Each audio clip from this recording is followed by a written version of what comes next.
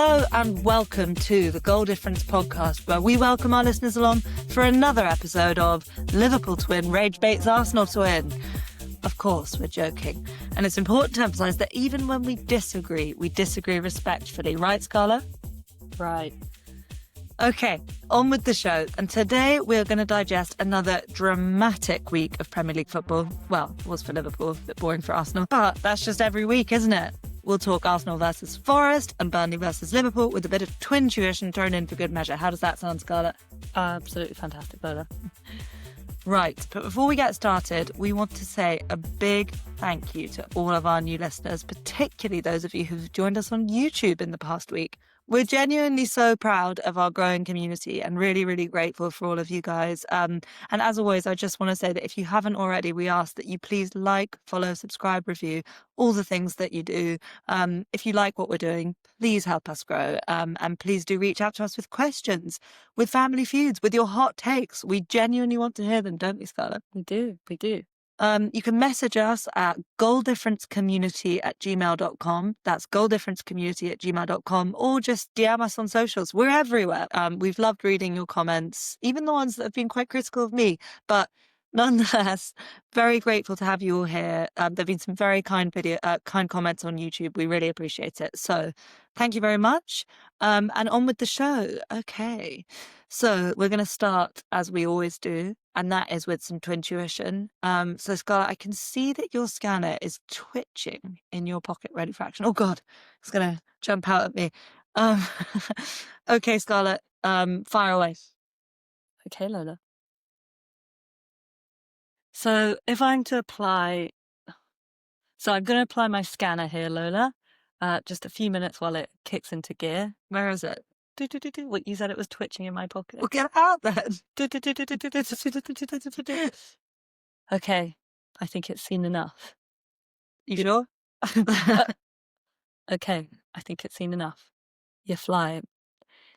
It's hard to be critical of your team when the opium of victory is still coursing through your veins. There will be the usual, this is the mark of champions, and it can't be denied. Champions always find a way, etc., etc., ad infinitum. And that can't be denied. Champions always do find a way. But your form is looking a lot like City's did at the beginning of last season, and they capitulated horribly. You and I both know it matters how you win. League titles are won in the dwindling 3 o'clock kickoffs, in making sure you make what should be procedure. Because it can't go on like this, Lola. All this early emotion, you are flip-flopping between Galactico and Humbolona. Desperation and entitlement. If there weren't doubts before, I'm sure there are now. Descending like a duvet of damp mist, in the shape of Florian Wirtz, going 007, and a performance that had Sky Sports counting the number of forward runs he made. You didn't spend 100-odd million for someone to run. You signed him to score an assist, for God's sake. Maybe Mo Salah was right. Maybe a bit more respect should be afforded to the fallen Núñez and Diaz. Milos Kerkez, too, was withdrawn after 30 minutes after another meat-headed display. But, and this is crucial, maximum points from 3. But, and this is crucial, maximum points from 4 games and sitting pretty. You've got to hope something clicks, because you and I both know it can't and probably won't go on like this. I'm confused. Is this what you think I think, or is this what you think? Isn't that the whole point of the I know, but like... I think you think that. Okay, well, we've eliminated right of reply, and we've received positive feedback for doing that, so I'm going to have to hold my tongue and move on to Scarlett, where, of course, Scarlett, you know, beep, beep, beep, beep, beep, beep, beep, beep, beep, beep, beep, beep, beep, beep, beep, beep, beep, beep, beep.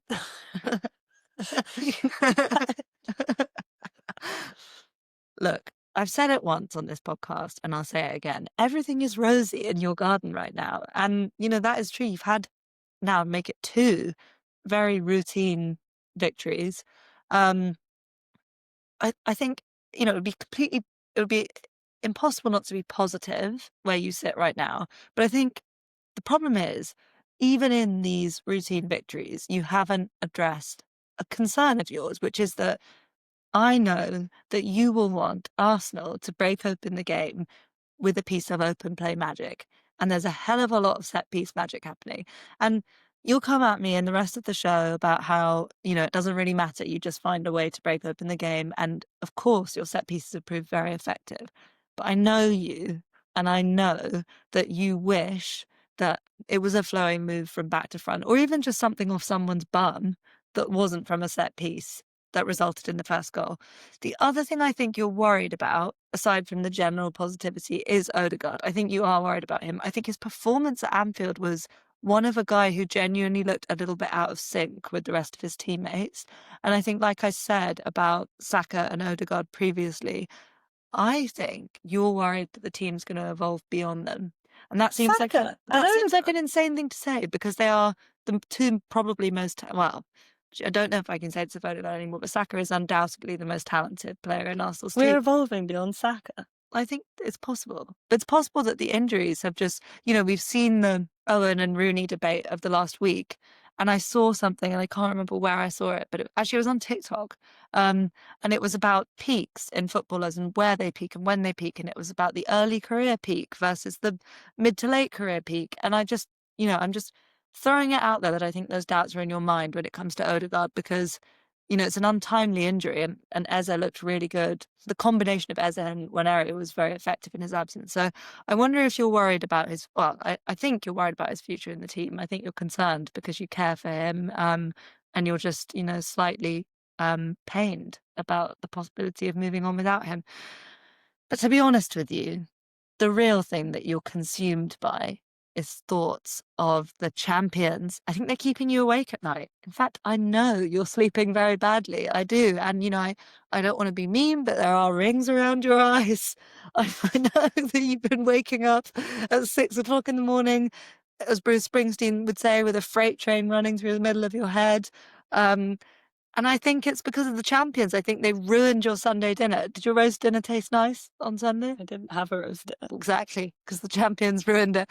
I can't help but feel this must have been what it felt like being a United fan under Fergie in my position. And, I remember sitting there and it just being like, particularly Ida's goal against Villa, that was utterly inevitable. Like utterly inevitable. And I think when you're sitting in the fan position that I'm sitting in, rooting for your team, you don't always feel that same sense of inevitability that I'm sure you would have. So I think the inevitable champions are causing you a lot of bother. We are the Devil's Club.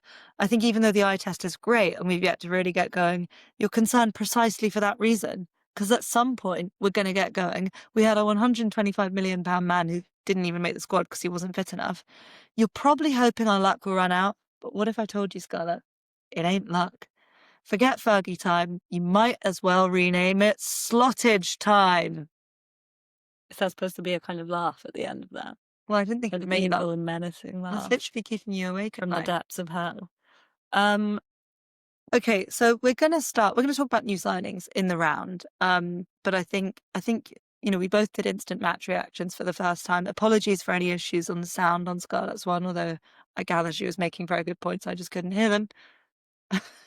You sound like Ross from Chandler. Something we're going to be bringing to you every week, we think. Yeah. So I think you want to talk to me about some of the things I said in my instant match reaction. So please do fire away. It's this flip-flop between Humbolona and Entitled FC. What's Humbolona? Oh no, Burnley away. No, that is absolutely not a fixture that I would expect to win.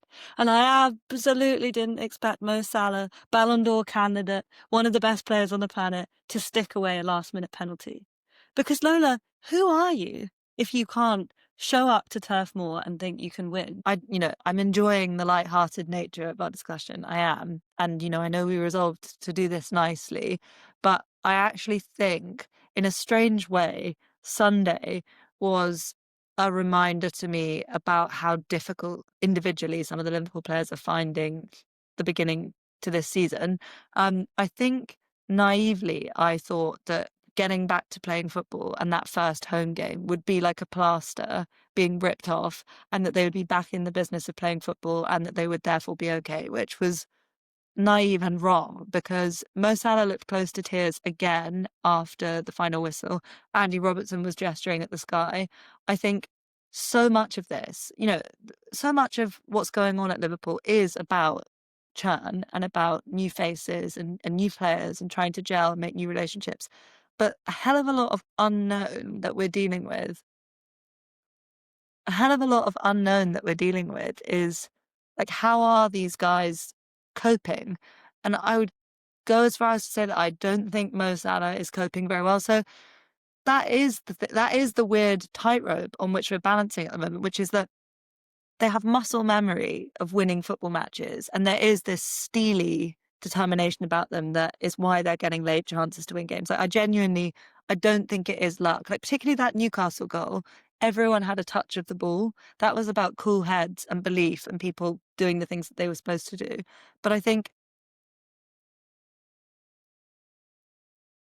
running in parallel to that is the fact that we just have no idea how they're all doing.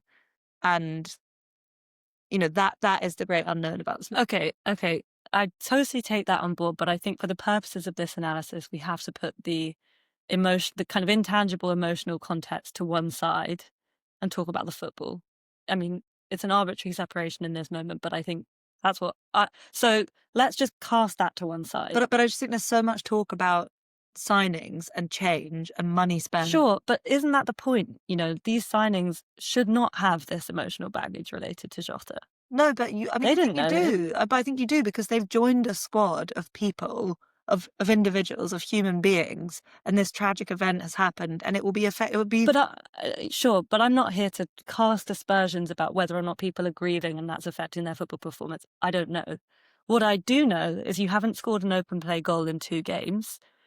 On the pitch on Sunday, you had near enough 255 million pounds worth of attacking talent. And that doesn't even begin to address the fact that your wage bill and Burnley's wage bill will be in different stratospheres. Not to mention the £125 million striker who wasn't even in the squad. So, yes, Burnley were going to be dogged. The Premier League is competitive. I totally agree. They were always going to make it difficult for you. They had their game plan. Every team will. Burnley, as you mentioned, only conceded a handful of goals at home. Well, in the Championship. It's so difficult. What happened? First thing I'd say to you, Scarlett, is 2.75 expected goals suggests that we made more than enough chances to break them down. In fact, on Opta statistics, we made 5 big chances in the game.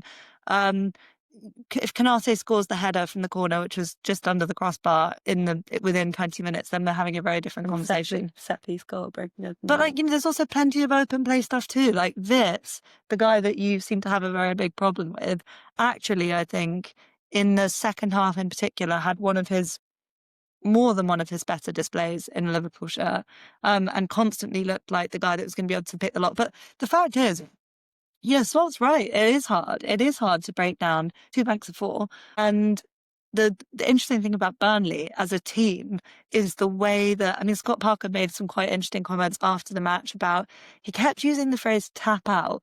And he said, we've taken our bodies to places that people don't often take their bodies. So you can see that the whole team is entirely bought in on this philosophy of suffering. And it's something that they did through the Championship. And I completely admire and recognise that as an approach, because, as you say, there's a huge disparity in resources coming up to the Premier League. Where I think it's triggered you is, I'm not going to criticise their style of play. It's completely acceptable for Burnley to not have touches in Liverpool's half in the second half. It's not acceptable for Arsenal to not go for it, because you're on a par with us. You have, you've spent £1 billion since Arteta's been manager. So, look, the bottom line is, it was tough going. You have players coming back from international, from all over the world. McAllister literally nearly collapsed in Bolivia on the 70th minute, and he's parachuted in because there's a Curtis Jones injury. Liverpool have injuries too. And it was just, it was exactly as I expected it to be. I expected it to be Burnley, on the underlying numbers, often go for it in the first 20 minutes. So it was kind of open then, and then it was completely shut and they were playing for the point. But 2.75 XG to 0.001 tells me that Liverpool did enough to win the game. And as I said, in the cold, sober light of day, when you're not in the emotion of the game and the worry about dropping points, I think it was fairly inevitable that we would either get a chance or a penalty towards the end of the game. I don't think, by the way, that anybody's saying that Liverpool didn't put pressure on Burnley. You're like, obviously you created more than them. Again, you're Liverpool. But I think also all your stuff about like money and money spent and players, the front three that was playing, that Ekitike is still brand new. Gakpo didn't. It was Gakpo, Salah, and it was actually Diaz who started more games than Cody Gakpo last season. So it's all new. But you were leveling the same criticism at Madueke and Gyökeres in the Liverpool game. Because those are like world-class players coming away in a 6-pointer game, let's be honest, in the title race. Are they world-class players? I don't think. Well, allegedly, you spent world-class money on them. No, we didn't. We spent 50-odd million plus. Well, so how much money is world-class money?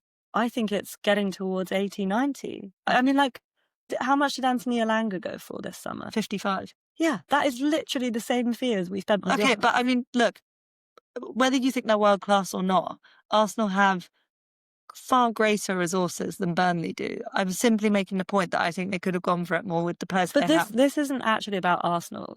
My question to you is more about mentality. I'm curious about the fact that as champions, you come in, you've got new signings, you've got some of the best attackers in the world, you've got the best attack in the world, let's just say that.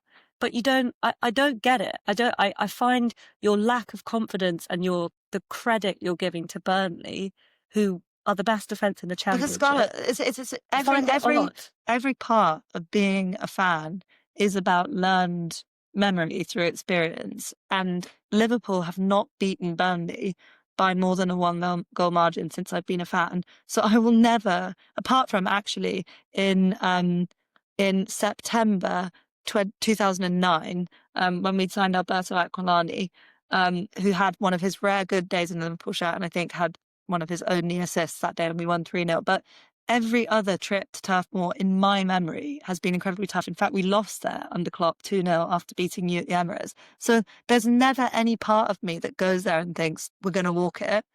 And you also have to remember, you don't like it when I talk about intangibles, but we have a huge target on our back. As you know, it's what you have when you're champions. We were a scout before, an even bigger scout now. This is the game that Burnley played to get out of the championship for, to come to have the champions in town, to have Arsenal in town, to have City in town. There is never going to be a game when they are more concentrated and more proud of what they do and more committed to what they do and more committed to the suffering element. So I just think the idea that it was going to be an easy game irritates people. Oh, it's going to be 3-4. It was never going to be 3-4. I'm not saying it's going to be easy, but I think you should expect to win if you want to win the. Yeah, I expected to win. I never said I didn't expect to. But I'll say it now, and you can clip this and make me look very foolish, but I do not think it will be easy for Arsenal when they go there. Okay, let's move on, because I know you wanted to talk about the Liverpool fullback, Scarlett. I just wanted to ask you about Kirkers, because, I mean, I think it's a credit to Arne Slot. I've seen him do it before, where a player's on a booking and he withdraws them before you get into that terrible situation with a red card. Kirkers came in for a decent fee. You ended up bringing on the guy who you sort of didn't want to see starting. The vice captain of the football club. Yeah, but you've told me multiple times you thought Robertson wasn't at the required level last season and was culpable for quite a lot of goals conceded. So what's going on there? Do you think it's the wrong player? Do you think his head's not right? Do you think the team's playing in a weird way? No. Do you think he'll end up being good? Yes. I think it's an unfortunate case of he's 21 years old and he is moving to Liverpool is the biggest thing that's ever happened in his life. And you could be forgiven for thinking that. I think he came through the AC Milan academy. I don't know if he ever made a senior appearance, but, big club. Made the move to Bournemouth, which I think is quite brave. And did 2 seasons there. And I think you could be forgiven for thinking that because he's done the Premier League that he'd walk in and be immediately ready. But I think what you can see is a young man who is just absolutely desperate to impress. So desperate to impress that it's kind of clouding his judgment. He's not doing the things that appear to come naturally to his game. In fact, weirdly, in the first half an hour that he was on the pitch against Burnley was the first time that I've seen him kind of trying to bomb on up the left. And I just think it's a case of adapting to new instructions, adapting to new teammates, adapting to the pressure of playing at Liverpool. But he was the Premier League Team of the Year best left back in the Premier League last year. I absolutely think he will be a success. I think Arne Slot broke Jarell Kwanzaa's confidence, withdrawing him at halftime against Ipswich in the opening game of last season. I think Kirkes, I think it was it was an honest attempt to win a penalty. I don't like diving. I don't like diving. And I don't think it was the right thing to do. But the manager actually said after the Arsenal game that he wants Liverpool to be cuter and that we're too nice. So I suspect in Kirkes' head of being desperate to impress you, he's like, oh shit, I felt contact. I've got to go down.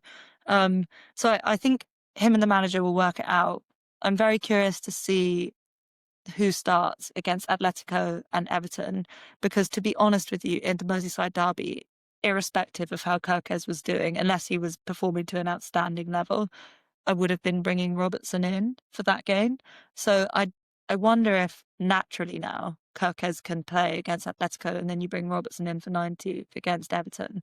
But we'll see. I absolutely do think he's going to be a success.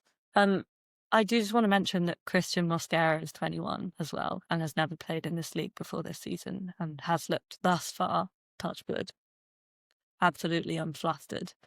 But the reason why I ask about Kirkes, and this is to make a generalisation, so content warning for you, but we'll chuck Jeremy Frimpong in there as well because he's replacing, I mean, not exactly in the same role in the team, but he's replacing Trent, right?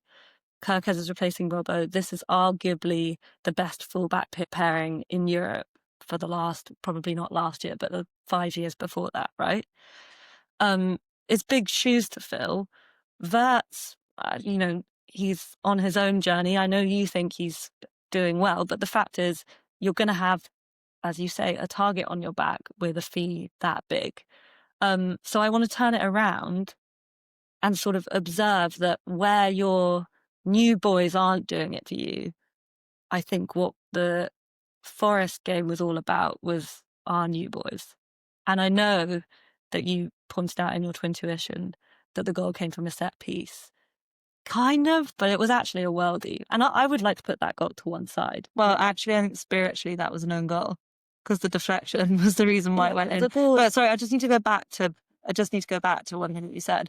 I think it is really important now to understand that Slot doesn't view Jeremy Frimpong as a right back.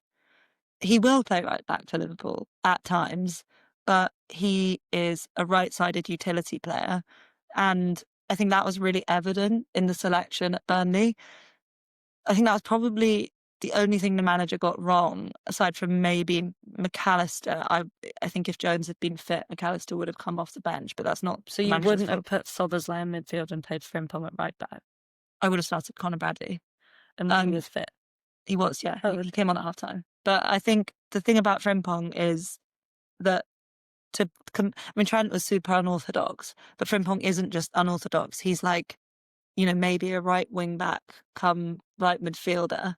And that's contextually very important to how we're going to view him for the rest of the season. And actually, his cameo, he came on for the last 10 minutes alongside Rio Angamota, was a big part of why we won the game, but he wasn't doing right back. Well, I mean, I saw the cross he put in, and honestly, it was an unfathomable way to block a cross. But the ball was not going into the box. It was going at Hannibal's kind of midriff. It was a bad cross.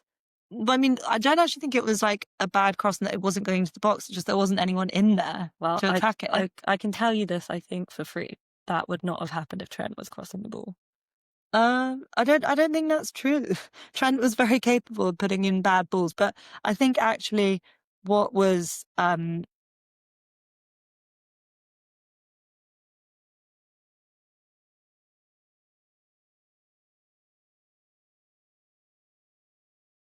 on.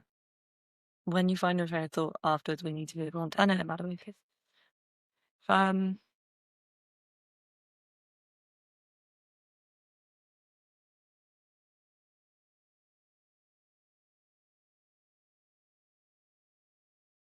oh yeah, okay.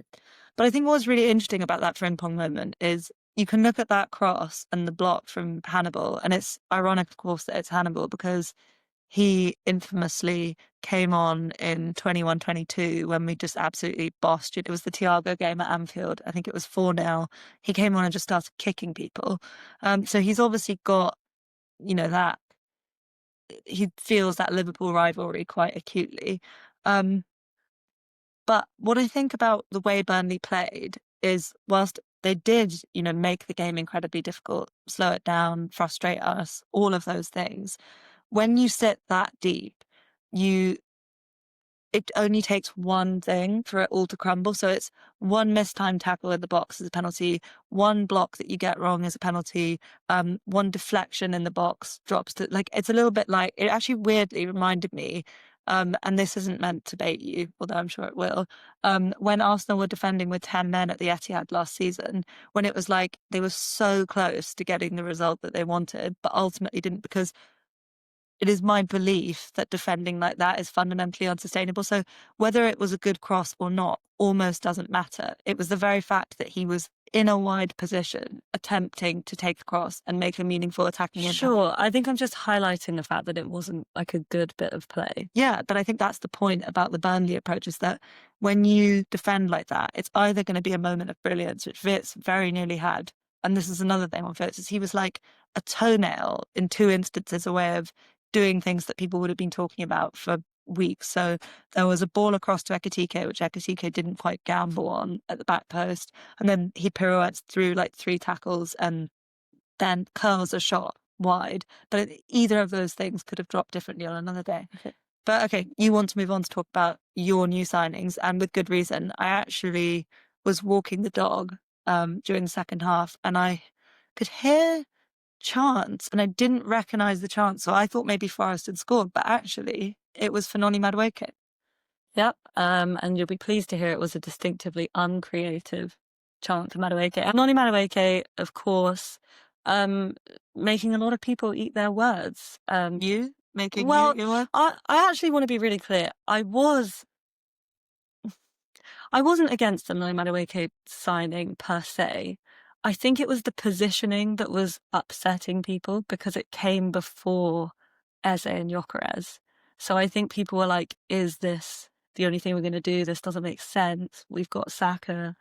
And what I'm intuiting, apart from the fact that what I'm twintuiting is that obviously he's currently playing in Saka's position, and a lot of people are saying, oh, he's miles better on the right. But I think, it's a proper battle between him and Eze now for starting on that left-hand side, and really interesting kind of diversity of options there. But anyway, let's actually talk about those two players. Madueke was superb, picked up exactly where he left off from England and really his previous appearances in Arsenal shirt.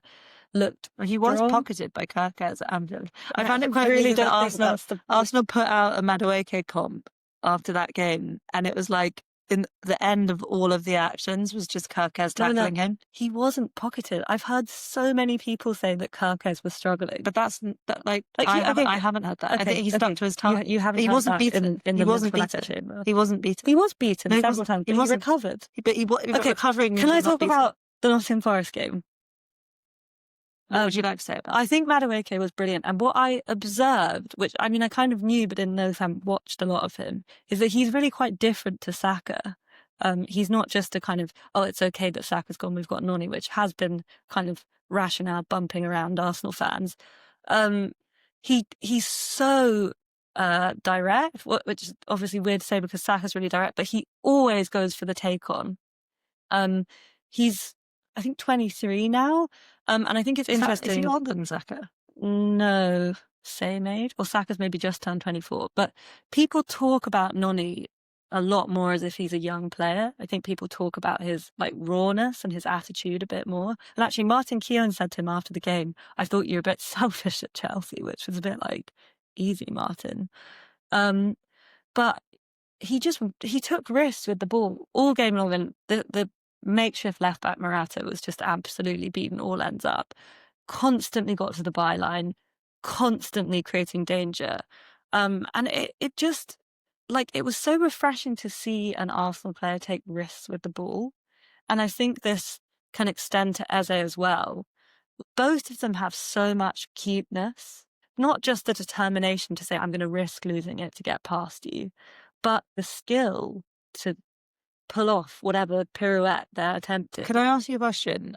I agree really with your interpretation of both players, particularly Eze, who has, especially when you're, facing him as an opposition, a propensity to just find a way to get the ball, to manipulate the ball in clever ways. But do you think Arteta will, let them off the lead when City are coming to Arsenal, City are coming to the Emirates next week?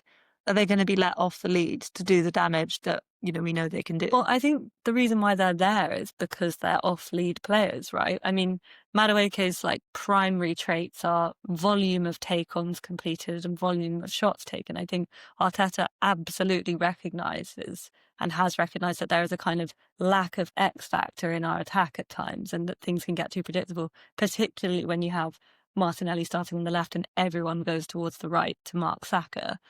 So I think really what I was working towards saying was that actually, despite it being a routine victory, which we seem to normally have against Forest at home, it felt like a really different victory, which is weird to say when we scored 2 goals kind of as an indirect result of set pieces.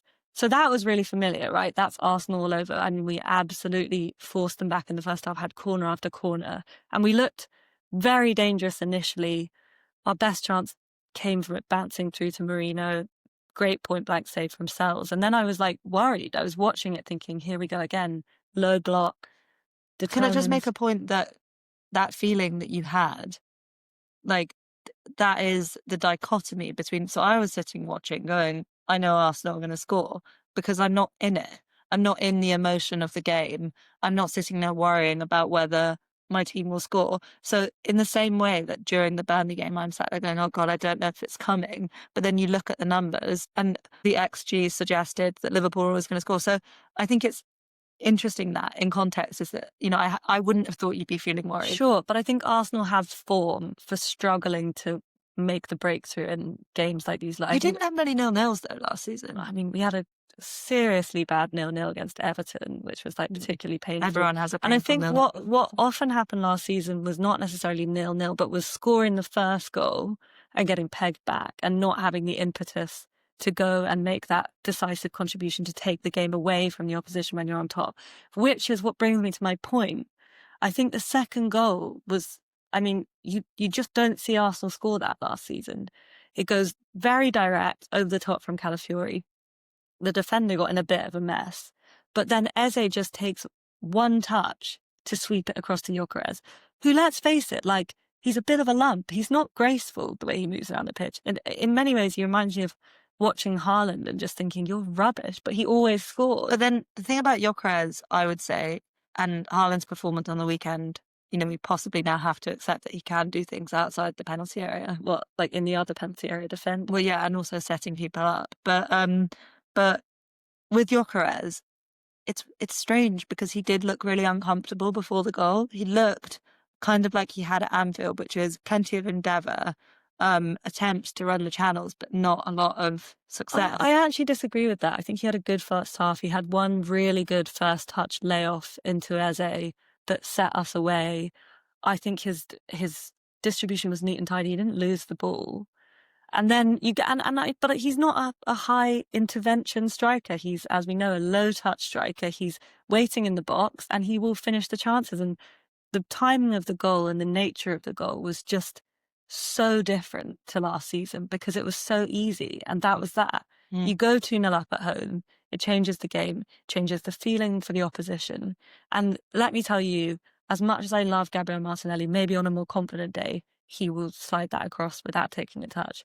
But it is absolutely because of Eze's talent that he made that cross like that and put it on a plate for Gyökeres so quickly. So it just felt like we were able to do things and extend ourselves in a way that maximized the assets of people who were already there and showed a different face. So I take it, Scarlett, from all of this, that despite City's dominant Manchester derby performance, you're feeling pretty confident ahead of their visit. I think we've got to be confident. I mean, it was 5-1 last season and possibly what was the most like personally vindictive fixture I've ever seen play out between two teams. Are you worried about that from a City perspective? Well, I think, Haaland threw the ball at Gabriel's head at the Etihad. Lewis Skelly mocked Haaland tit for tat. Like, it's a rivalry. That's what happens. Like, I think the personal slight to Arsenal fueled us in the game last season. And make no mistake, I'm sure City will be coming for us. But I just, I may live to regret this, I think they could beat us, but I don't fear them. And It's so interesting. I really agree with you because looking at so I stayed in the pub to watch the beginning of their game after ours, and I looked at their team sheet and I just thought Doku doesn't start for Arsenal or Liverpool. Rodri does. Most of the defenders, you're looking at goalkeeper Donnarumma.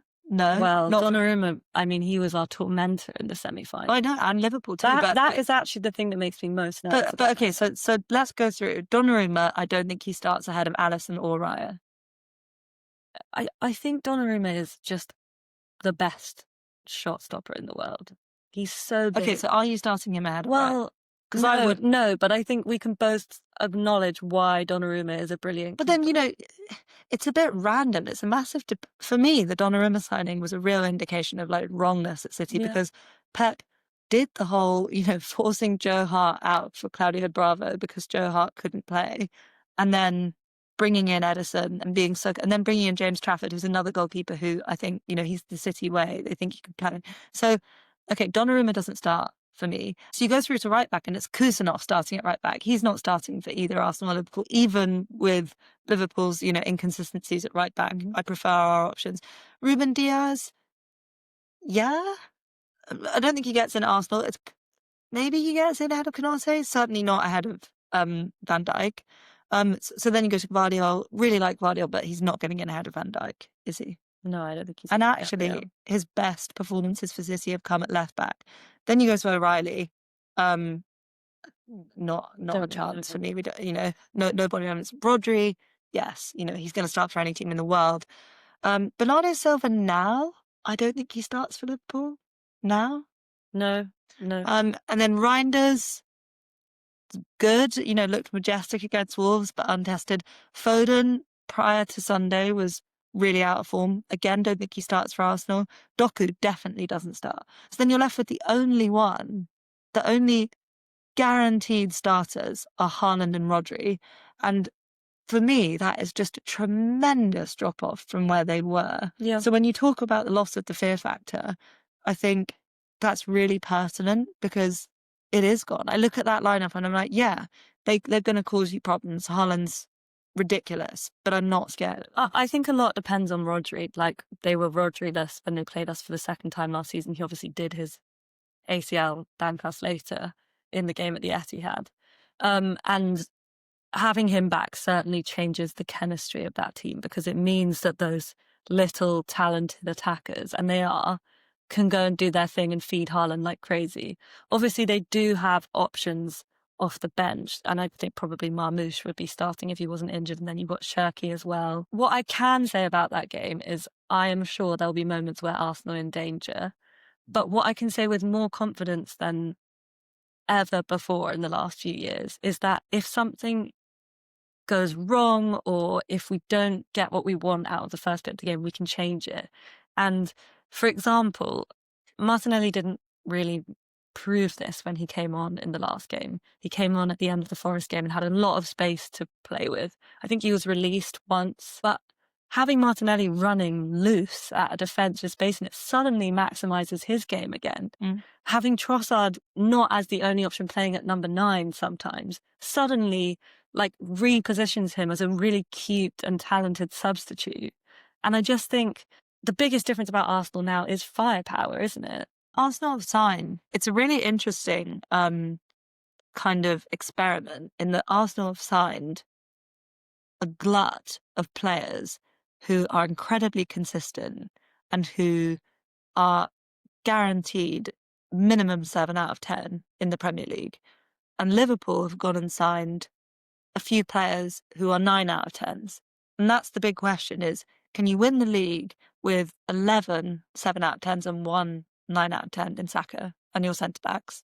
Or can you win the league with a spine of 9 out of 10s? I think you're probably doing someone like Declan Rice a big disservice there. And to be honest, Zubimendi as well, who we can't say is world class yet, but played a big part in winning Spain the Euros, was the most coveted defensive midfielder in Europe. He struggled at Anfield, Zubimendi. He struggled. I don't think he struggled. I think Arsenal controlled it in the first half. Okay. Well, look, I think, looking ahead, I think that's some interesting takes on the City match. It's huge. City got the win in the Manchester derby, so they now don't come to the Emirates absolutely needing to win to stay in the game, but near enough. City really have got to get something to stay in touch.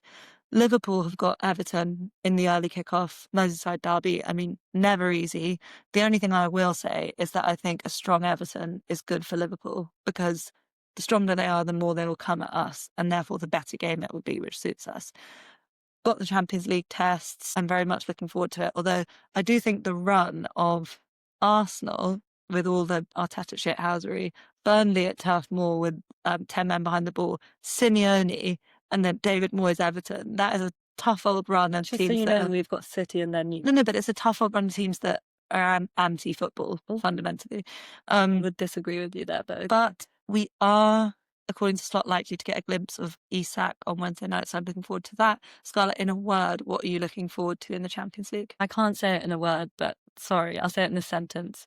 I'm looking forward to Eze and Madueke. After the game, they spoke and they were both like, oh, when we came off the pitch, we were talking about the Champions League. I just think they've both come across as such lovely characters so far, and it's easy to say when you're winning, but I'm just happy for them. I'm happy for us to have the opportunity. San Mamés is a great stadium. I have to say, I'm looking forward to that. I'm really looking forward to that. I just, me, the poetry of San Mamés really gets me. I just have to make one point before we finish, which is that, as you've identified, low blocks are really hard to play against when a team just staunchly defends with 10 men behind the ball. And you have to find ways of breaking through that. And in this case, and actually at Anfield, it was a wonder goal. Like, obviously it came from a set play. When you face low blocks, like Liverpool faced at Burnley and Arsenal also faced in the beginning of the Forest game, low block. Yeah, he hasn't quite imprinted his philosophy. Although it was very entertaining hearing "Are you Tottenham in disguise?" and cheer Postecoglou and sacked in the morning.